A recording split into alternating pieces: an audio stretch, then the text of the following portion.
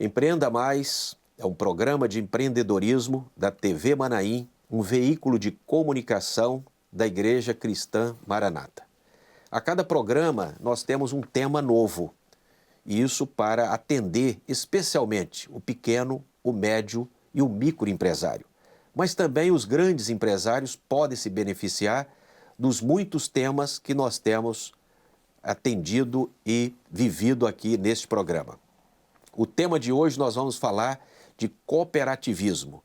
O cooperativismo é antigo.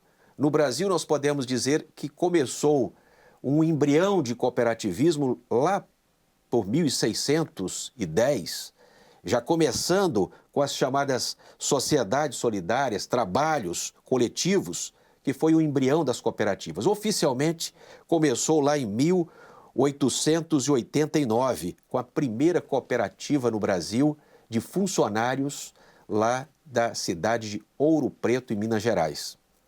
As cooperativas hoje têm uma robustez no mercado, passando desde agropecuária, indo para o sistema financeiro, bancos cooperados e tantas outras formas de cooperativa, e hoje as cooperativas somam mais de 4.500 cooperativas, com 23 milhões de cooperados, mais de 550 mil postos de trabalhos nas cooperativas. Uma força muito grande, um negócio robusto que atende a economia nacional. Mundialmente, as cooperativas também existem no mundo inteiro, iniciando lá a primeira cooperativa, oficialmente falando, na Inglaterra. Mas nos interessa muito falar das cooperativas aqui no Brasil, e a OCB, a Organização das Cooperativas do Brasil, é um órgão que interage entre as cooperativas, é a voz das cooperativas, junto às instituições, também ao governo federal, estadual, os governos, ao legislativo, criando essa voz das cooperativas dentro do mercado nacional.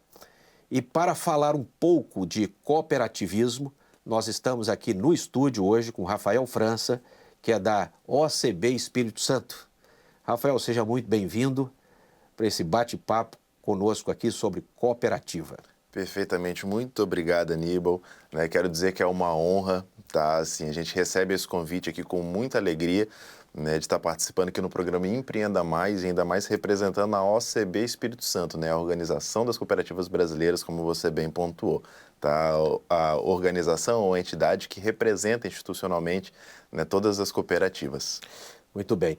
Rafael, quando nós falamos de cooperativismo, acho que todo cidadão, nós estamos falando aqui de 23 milhões de brasileiros que participam, que são cooperados, ligados a alguma cooperativa, e nisso nós estamos falando de mais de 10% da população brasileira.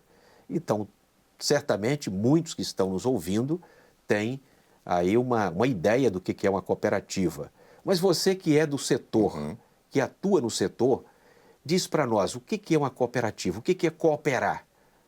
Nós temos uma ideia, mas oficialmente, ou um conceito mais técnico, vamos dizer assim, de uma cooperativa. Bom, perfeitamente. Então, na verdade, o cooperativismo em si, dando até, se você me permite, tá, Aníbal, um passo atrás, mas o cooperativismo ele é um fenômeno que a gente vislumbra na natureza. Na verdade, ele está presente na sociedade humana desde que nós temos conhecimento. Okay. Na natureza, a gente vislumbra traços de cooperativismo, que é um fenômeno, nada mais é do que a junção de forças em prol de um objetivo comum. Como você bem pontuou, a história do cooperativismo, de maneira assim, formal, registrada enquanto tipo societário, ela data lá de 1844, lá na Inglaterra, com os pioneiros de Rochdale. Ali são um grupo de tecelões que se juntam para formar aquela que é a primeira cooperativa de fato constituída. Quando a gente vem aqui para o Brasil, a gente tem essa que você bem pontuou, a de Ouro Preto, mas a que está em funcionamento, a mais antiga, a cooperativa mais antiga, que ainda está em funcionamento, ativa até os nossos dias, é o Sicredi, que foi constituída lá em 1902, né, lá Muito no Rio bem. Grande do Sul. E aí, nisso a gente vê um pouquinho da evolução, né, daquilo que é o cooperativismo, que nasce, né, como a gente conversou em 1844 lá em Rochdale, justamente, né, no momento, no ecossistema ali, né, da Revolução Industrial. Ou seja, isso diz para a gente, né, que ali, naquele momento, existia assim, uma condição muito desigual, né, ou precárias de trabalho, e o cooperativismo ele nasce justamente nesse berço. Né? Ou seja, justamente com foco de trazer oportunidades mais justas e igualitárias para todos. Né? E aí, quando a gente vem aqui para o Brasil, nós verificamos que as cooperativas elas são sociedades organizadas de pessoas. Né? Ou seja, diferente de outros tipos societários que a gente vê, né? A cooperativa ela não é uma sociedade de capital, uma sociedade de pessoas, onde os seus sócios ali são os cooperados, eles que fazem parte da cooperativa, né? A gente vai ver que, dependendo do ramo da cooperativa, né, esse funcionamento, a relação com o cooperado, ele vai ser um pouco diferente. Em determinado funcionamento, né, o cooperado ele vai ter uma postura como se fosse fornecedor, em outro momento mais como cliente, utilizando, né, os serviços da cooperativa, mas a cooperativa ela existe para prestar serviço, né, para os seus cooperados. Esse é o mote, né, o objetivo principal da constituição de uma cooperativa. Muito bem. Quando nós falamos aqui, Rafael, assim, a gente procura sempre conectar aquilo que é o assunto, né? E o assunto nosso hoje é cooperativa. Como é que você vê, assim, a aplicação da cooperativa em favor de um micro, de um pequeno empresário, de um médio empresário? Onde que ele pode usar a cooperativa?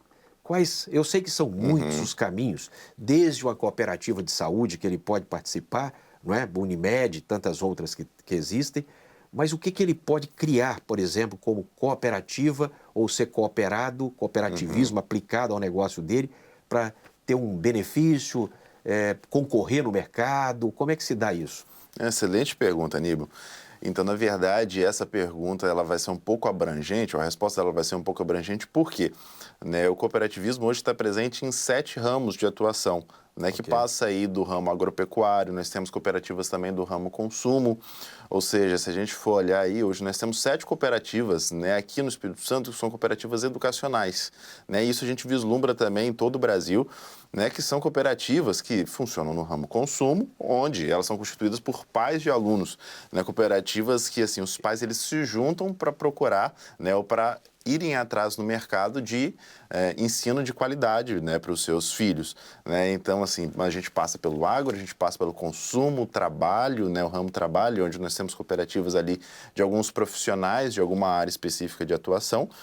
Nós temos aí cooperativas de saúde, de crédito, como você bem pontuou, temos até mesmo cooperativas de transporte. Hoje nós temos algumas transportadoras, né, que são formadas por uma sociedade cooperativa, onde ali seus cooperados eles contribuem com seus serviços de transporte. Ou seja, como o cooperativismo está distribuído, né, em uma área de atuação muito ampla, inclusive eu citei 7, mas nós estamos aí em vias de temos um 8º ramo do cooperativismo, tá? Que agora é o ramo de seguros. Tá? Foi legislado, né, e foi permitido que as cooperativas de fato atuem no ramo de seguros, né? Hoje está em processo de regulamentação lá na SUSEP. Então, em breve, nós teremos um 8º ramo do cooperativismo. Quando você falou dos pais aí com alunos, não é constituir uma escola cooperada, Não. é pais se juntarem cooperativamente para encontrarem boas escolas, negociar valor, qualquer coisa assim também ou não? Na verdade, as cooperativas educacionais, elas têm uma relação de mantenedora e mantida. A cooperativa é mantenedora, a escola é mantida. Ou seja, são escolas que são geridas por pais cooperados. Ou seja, essas escolas, elas também têm as suas assembleias gerais ordinárias. Os pais, eles vão, né, justamente deliberar o que fazer, por exemplo, no final do ano com as sobras, né? Ou seja, a escola ela teve sobras, né? Ela apresentou, né, resultado positivo. Posteriormente, nas Assembleias Gerais, os pais vão decidir o que fazer. Às vezes, implementar, fazer alguma melhoria, implementar a quadra da escola. Então, são assim, escolas que, de fato, são mantidas por uma sociedade cooperativa, onde os cooperados são os pais dos alunos. Muito bem. Você falou aí sobra. Você usou uma expressão que não é muito comum contabilmente numa empresa, numa SA, numa limitada, numa microempresa. Sobra, então, está relacionado, vamos dizer assim, entre aspas aqui, ao lucro da cooperativa, porque não se fala em lucro da cooperativa, apesar de que ela pode ter lucro, mas a sobra seria o quê? Um dividendo, o resultado Né, excelente pergunta. Na verdade, esse é um dos principais diferenciais. Na verdade, o cooperativismo ele tem diversos, né, diferenciais. Né, ele se diferencia em vários aspectos e um deles é que, na verdade, por força de lei, as cooperativas elas não têm objetivo, né, de lucro, mas têm um objetivo ou uma finalidade econômica. Né? Ou seja, por mais que não existe ali, né, finalidade lucrativa, mas cooperativismo também não é filantropia. Ou seja, existe um objetivo de trazer resultados para os seus associados, para os seus cooperados. Né? Então, a gente vai verificar que toda vez que a gente tem um resultado positivo, aí a própria norma de contabilidade, né, traz uma mudança, inclusive, de nomenclatura. Né? Nas cooperativas, quando a gente não tem receita, por exemplo, quando a gente tem o ingresso ali de um valor positivo, a gente não tem uma receita. A norma contábil vai alterar a nomenclatura para ingresso. Da mesma maneira, os dispêndios, quando a gente fala de cooperativa, eles têm uma nomenclatura, né, diferenciada, que são os dispêndios, né? Em vez de despesas, são dispêndios. Da mesma maneira, o resultado, né, nós não temos lucro ou prejuízo, né? Nós temos sobras ou perdas. Né? E como um dos princípios do cooperativismo, né, um dos 7 princípios do cooperativismo é justamente a participação econômica, nós temos, né, o fato de que todos os cooperados eles participam economicamente da realidade da cooperativa. Ou seja, se a cooperativa ela teve um resultado positivo, ou seja, umas sobras, essas sobras elas vão ser distribuídas, ou seja, elas vão ser retornadas aos cooperados. E aí são os próprios cooperados em Assembleia Geral, né, que vão definir como que essa sobra será distribuída. Se será distribuída, né, no próprio capital que eles integralizaram, ou se será distribuída de alguma outra maneira, por exemplo, com implementações de melhorias. Nas cooperativas, né, agropecuárias a gente tem muita figura, né, das sobras sendo distribuídas, né, em forma de assistência técnica, né, que aí vai beneficiar todos os cooperados. Né, pode ser constituídos fundos de investimentos podem ser constituídos a partir dessas sobras. Né? Então, assim, o cenário era muito amplo, mas os cooperados vão decidir o que fazer ou, na verdade, que destino dar para esse valor de sobra. Perfeito. Rafael, você está falando aí, e pelo que eu estou percebendo, a cooperativa pode atuar em vários segmentos, de várias formas, em vários formatos, desde comércio, né, com essa aplicação da legislação, naturalmente, que regulamenta as cooperativas. Mas qual a diferença de uma cooperativa, por exemplo, para uma associação? Eu vou me associar, vou criar um associativismo, por exemplo, de supermercados, que existem vários, ou uma cooperativa de supermercados, que também existe.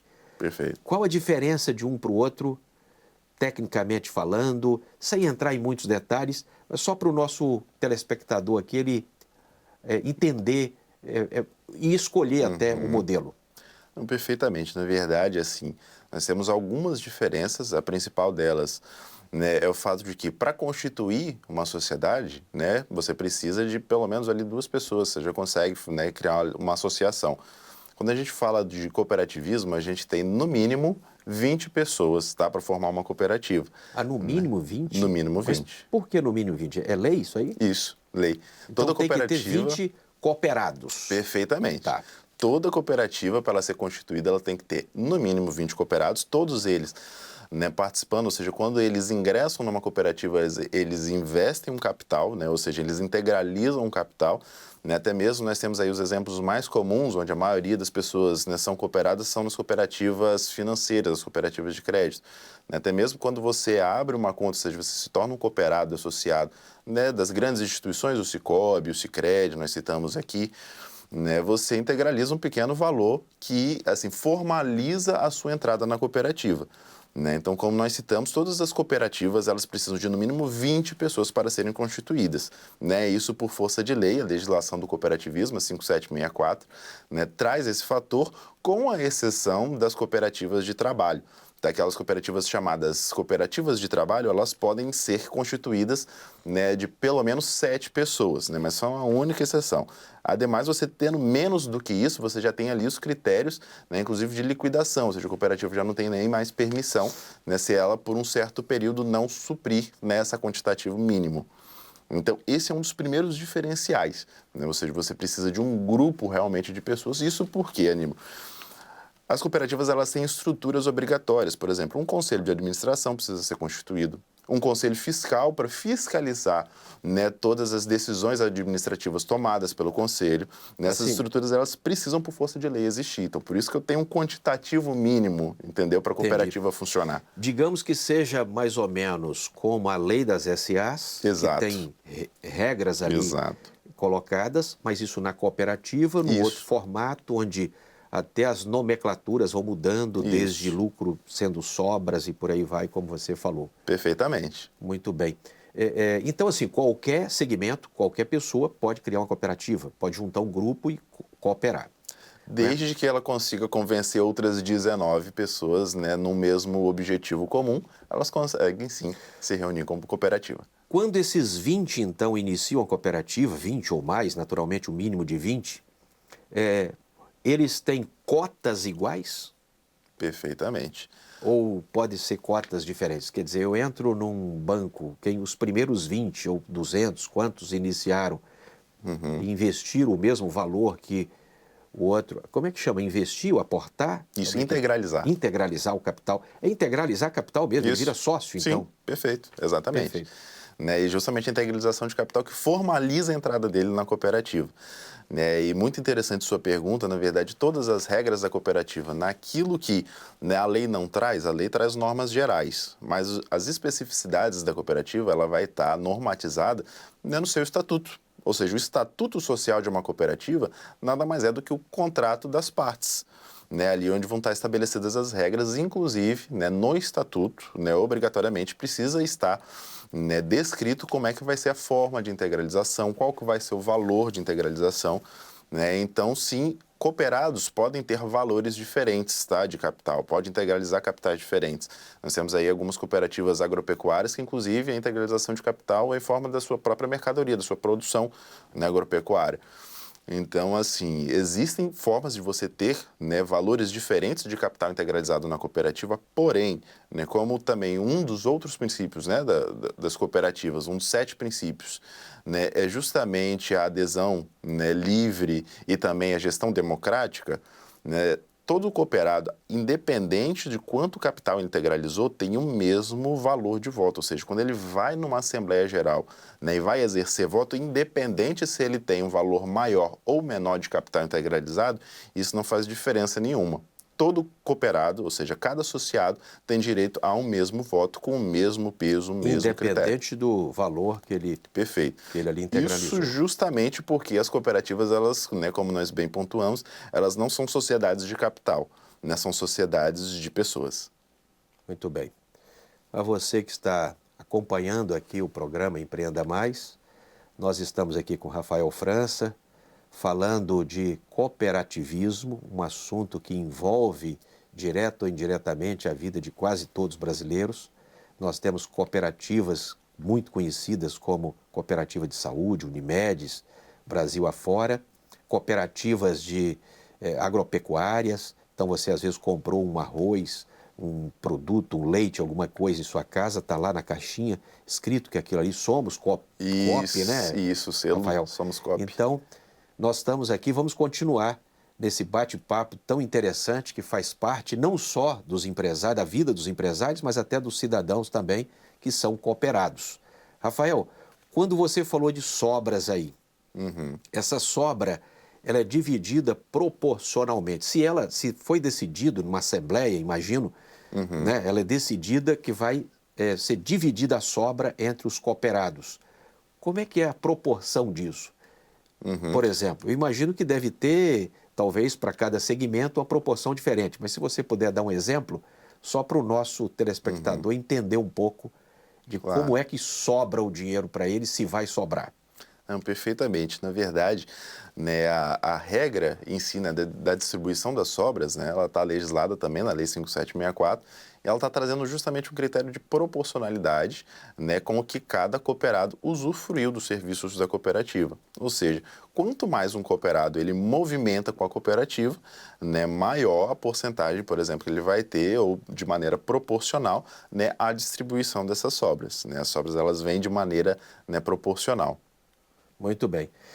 Quando nós falamos de cooperativa, naturalmente que já deu para perceber aqui nessa conversa os grandes benefícios que tem um pequeno se junta com outro, juntaram no mínimo de 20 e começa a ter, então, poder de barganha, de negociação, de poder Perfeito. adquirir equipamentos, não é? E por aí vai. Então, ou seja, ele se torna parte de uma empresa maior, né, com os seus benefícios. Mas, contabilmente ou tributariamente, quais são os benefícios que ele teria? Cooperativa tem um regimento diferente, tem uma regulação, uma legislação tributária diferente? Sim, isso sim, e aí é importante pontuar, Aníbal, que assim, nas cooperativas, até a gente fazer um alerta, mas nas cooperativas, como nós dizemos aqui, né, os cooperados eles participam economicamente da realidade da cooperativa. Então, anteriormente a gente estava conversando sobre a distribuição das sobras, mas é muito importante os cooperados eles buscarem participar de fato da realidade da cooperativa, né, estar junto aos seus conselhos de administração, porque o inverso também existe, né? Ou seja, num caso onde uma cooperativa ela fecha o seu ano com perdas, né, os cooperados eles também participam economicamente das perdas, né? As cooperativas, elas, por força de lei, elas constituem fundos, então esses fundos eles estão ali justamente para suprir, mas caso esses fundos não supram, né, aquilo que foram as perdas do resultado do exercício, né, os cooperados eles participam economicamente, ou seja, eles vão desembolsar também um valor, né, para poder suprir aquele valor de perdas. Então, por isso que a gente deixa um alerta muito grande que os cooperados eles buscam participar, né, da vida, da realidade da cooperativa, justamente para assegurar que ela faça bons negócios, né? E isso, assim, a gente está trazendo principalmente para aquelas cooperativas um pouco menores, aquelas cooperativas de transporte, né? Mas independente do porte, busque participar da realidade da cooperativa, né, por conta, né, da sua participação econômica, de fato, né? Ou seja, para você garantir, né, ou assegurar que, de fato, as decisões que estão sendo tomadas lá pelo Conselho de Administração representem também os seus interesses. Tá, você perguntou da legislação tributária, isso aí é muito interessante, é uma seara, assim, né, não tem como a gente aprofundar, né, porque é um capítulo à parte, mas em breves termos, né, existe um mito quando a gente fala de cooperativas, muita gente diz por aí que a cooperativa não paga imposto. Nossa, isso é assim, um mito gigantesco. Ofende os cooperados. Nossa, só aqui no estado do Espírito Santo nós tivemos mais de 700 milhões de impostos pagos por cooperativa, né, no ano anterior, no nosso último exercício, né? Isso aí tá, né, são informações que podem ser verificadas no anuário, né? Tanto no anuário brasileiro quanto do Espírito Santo, vocês vão conseguir visualizar quanto de imposto foi pago pelas cooperativas. Agora, mas tem benefício. Existe Existe Aníbal. benefício. Agora, de fato, o que nós podemos verificar é que na legislação a gente consegue prever, e aí isso de uma maneira muito lógica, tá, Aníbal? Que assim, as cooperativas, elas não são detentoras, tá, de riqueza. É muito importante a gente entender como é que funciona societariamente, tá, as cooperativas, ou como que elas se posicionam no mercado. A cooperativa, né, a função dela é intermediar, ou seja, conectar os seus associados ao mercado. Ou seja, a gente tem um grupo de cooperados, de associados, se a gente for ver mesmo, inclusive, nas cooperativas agropecuárias, às vezes um pequeno produtor, né, para ele comercializar o seu produto, ou seja, para ele levar o seu produto ao mercado, ele vai enfrentar uma série de barreiras e de dificuldades. Quando ele se junta com um outro grupo, né, e forma uma cooperativa, ele consegue acessar esse mercado de maneira, né, muito mais fácil. Então, a cooperativa ela vai intermediar, tá, a relação entre o mercado e os seus cooperados. E por assim ser, as cooperativas elas não retêm, né, como nós vimos, elas não têm finalidade lucrativa, ou seja, as cooperativas elas não retêm a riqueza, mas ela repassa, né, os valores das riquezas aos seus cooperados. Então, justamente por essa posição de mercado, né, de repassar e não reter a riqueza, então sobre ela não cabe, né, a tributação tanto do imposto de renda pessoa jurídica, quanto também do CSLL, ou seja, da contribuição social, mas isso para os atos cooperados. Ou seja, eu só consigo dizer que não existe a tributação, né, dos impostos que eu mencionei aqui, quando nós temos a configuração do ato cooperativo. O que é ato cooperativo? Né, o ato cooperativo ele é justamente quando eu tenho cooperativa, né, fazendo negócio com o seu cooperado, ou seja, eu preciso ter cooperativa numa ponta, cooperado na outra, né, para consecução dos seus objetos sociais. Ou seja, lá no estatuto eu tenho, né, normatizado qual que é o objeto da cooperativa, ou seja, para que aquela cooperativa existe. Né? Então, quando eu tenho todos esses critérios atendidos, eu tenho cooperativa numa ponta, cooperado no outro, né, fazendo, né, aquilo que é os seus objetos sociais, aí eu tenho configurado o ato cooperativo. Um exemplo que eu posso citar, Né? Se uma cooperativa, por exemplo, de transporte, eles precisam transportar, né, eles aceitaram um determinado serviço, eles precisam apresentar para aquele serviço 100 associados, 100 motoristas de caminhão, né, para fazer aquele transporte daquele serviço específico. Ela vai procurar no seu quadro social, só identifica, né, 80, né, cooperados, ou seja, ela só tem 80 motoristas de caminhão. Né? Então, para ela conseguir atender aquele serviço, ela vai no mercado, né, contratar outros 20, né, que não são, Ok. né, seus cooperados, seus associados. Ou seja, aquilo que são a movimentação econômica com esses 20, né, ou seja, que são terceiros, estranhos ao quadro social, aí a gente tem toda a regra tributária aplicada normalmente como qualquer outra, né, instituição ou qualquer outro tipo societário.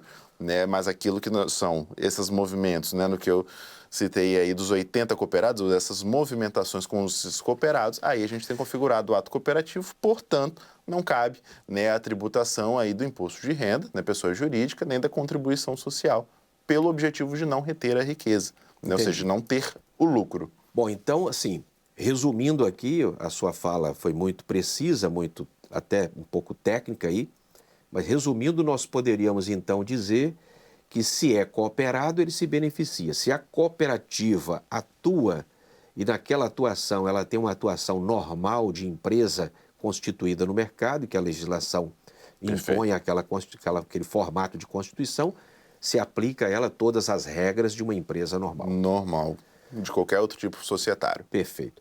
Você falou aí de sobras e você falou também de perdas Sim. que os cooperados poderiam colocar e por isso o seu conselho aqui é fique de olho na cooperativa que você participa. Como é que esse cooperado pode ficar de olho na cooperativa? Como é que ele acompanha isso assim? Só para nós termos a tranquilidade. Eu também sou cooperado. Sim. Em algumas coisas eu também sou cooperado e telespectadores aí, nós estamos falando de 23 milhões de brasileiros que são cooperados. Como é que eu fico de olho nessa cooperativa? Como é que nós podemos olhar? Excelente. Verdade. Aliás, desculpa, eu vou te interromper, Claro. mas complementando, eu me lembro de uma cooperativa, não preciso citar o nome aqui, uma cooperativa agropecuária, que eu era criança e o presidente era aquele. Depois eu fiquei adulto e fui ficando velho e o presidente era o mesmo. Então ele foi se reelegendo ali a vida inteira. Isso preocupa, isso assegura. Como é que se dá isso? Parece que alguém é dono da cooperativa, dá essa ideia também para o cooperado, né? E, na verdade, os cooperados é que deveriam todos serem donos e tal. Fala um pouquinho sem falar mal de ninguém, Não, mas com vamos toda certeza. só para entender. Na verdade, a sua pergunta é extremamente interessante, tá, Aníbal? Isso porque, né, como participar, né, da realidade ou como que eu posso ficar de olho? Importante entender, né, que as cooperativas elas têm uma estrutura de governança. Né? Essa estrutura de governança ela perpassa por um conselho de administração eleito pelos cooperados, Ok. tá? E também por um conselho fiscal que fiscaliza as contas, né, também eleito, né, pelos seus cooperados em assembleia. Tá? Ou seja, eles são representantes dos cooperados. Então a gente verifica, tá, Aníbal, ao longo de todos os nossos anos atuando com cooperativas, que o inimigo número 1 do cooperativismo é o desconhecimento. Tá? Isso em todos os aspectos. Isso tantas vezes com relação ao mercado, às vezes o mercado deixa, né, de transicionar ou né, de ter suas relações comerciais com a cooperativa por não conhecer como é que funciona. Tá? E isso também vale até mesmo para cooperados, pessoas que se associam a uma cooperativa, né, e assim não têm o conhecimento, né, ou às vezes não fazem ideia que estão participando, né, da realidade de uma cooperativa.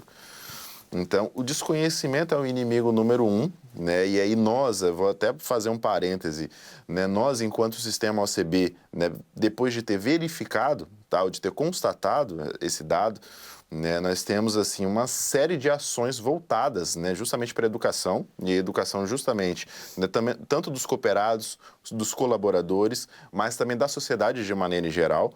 Tá, então eu quero aqui, né, em breves palavras, mas assim, só divulgar, né, aquilo que é uma plataforma online chamada Capacitacop.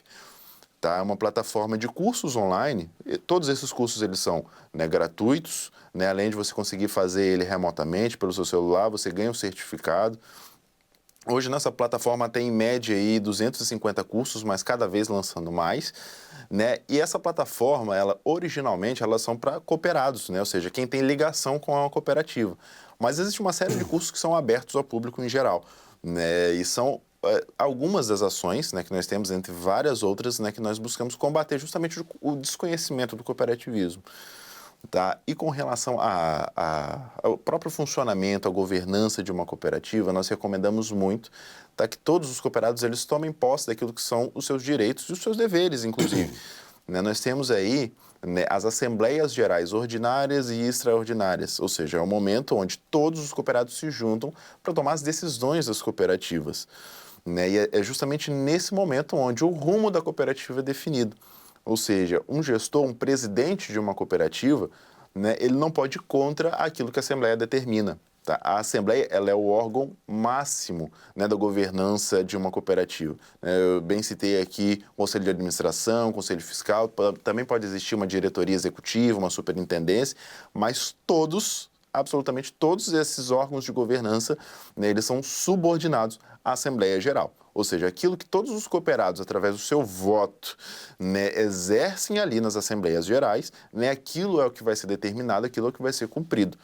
Tá? Então, assim, a principal forma, né, de você ficar de olho, de você participar, de você assegurar, né, os resultados da sua cooperativa, né, é que você participe das Assembleias Gerais Ordinárias, né, que vocês atendam essa convocação, né, ali expressando as suas ideias e também exercendo o seu voto. Tá? Essa é a principal maneira. Né? Então, as cooperativas aí nós temos verificado, né, que o número de adesão às Assembleias Gerais, às vezes, ele é muito pequeno na maioria das cooperativas. Né? A maioria faz com quórum mínimo. Né? Nós temos assim, uma porcentagem muito grande de cooperados que não participam, né, das Assembleias Gerais das suas cooperativas. Entendi. E, portanto, depois não podem reclamar dos resultados por não participarem. Conselho é participar. Com certeza, exerça aquilo que é o seu direito, aquilo que é o seu dever. Né, participe das Assembleias Gerais, né, propague as suas ideias, né, aquilo que são suas opiniões, né, participe da realidade da cooperativa, tá, e exerça o seu direito de voto. Muito bem. Olha, nós estamos aqui concluindo esse programa, nosso tempo está se esgotando. Rafael França, da OCB do Espírito Santo, que é a Organização das Cooperativas do Brasil. Ele aqui representa a unidade do Espírito Santo, Perfeito. a OCB do Espírito Santo. Rafael, seja muito bem-vindo aqui, muito obrigado. Obrigado. Eu acho que o assunto nós poderíamos estender até Com certeza. em outro momento, falar de cooperativismo, né, com você ou qualquer outro que represente a OCB. Eu vou te fazer uma pergunta para uma resposta assim, de uma palavra só.